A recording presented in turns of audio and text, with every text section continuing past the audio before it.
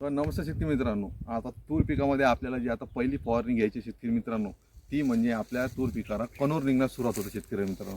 आता तुम्हाला दिसत आहे थोड्या प्रमाणात आपल्याला तुरीमध्ये कणोर निघण्यास सुरू होत आहे. तर या कणोर निघण्याच्या अवस्थेत आपल्याला एक पहिली फवारणी घ्यायची आहे. यामध्ये सर्वात महत्त्वाचं राहते की पाने गुंडाळणारी अळी.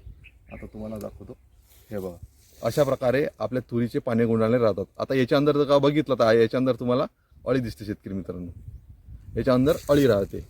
तर या अळीच्या नियंत्रणासाठीच आपल्याला काय करायचं आहे, हे बघा, हे अळी तुम्हाला दिसत आहे.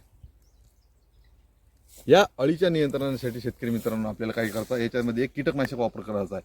जसं की तुम्ही प्रोपेक्स सुपर किंवा हमला 40 ml प्रति पंपाच्या हिशोबाने आपल्याला याची फवारणी केली तर अळीचा संपूर्ण नायनाट होऊन जाईल. सोबतच शेतकरी मित्रांनो काय वाटते, आपल्याला हा जो कणोर आहे हा भरपूर मोठ्या प्रमाणात लागला पाहिजे, आपलं तुरे जास्त निघाले पाहिजेत.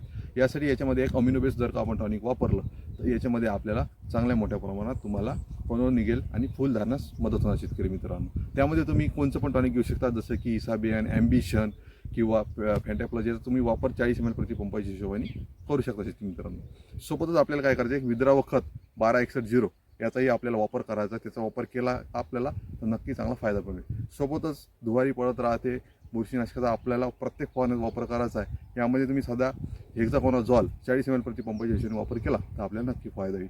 तर आता कणोर अवस्थेत शेतकरी मित्रांनो तुम्ही तूर पिकासाठी हेच फवारणी करा, जेणेकरून तुम्हाला नक्की फायदा भेटेल. जर का आपल्याला तूरविषयक नवीन माहिती पाहिजे असेल तर तुम्ही माझ्या पेजला नक्की फॉलो करा. धन्यवाद.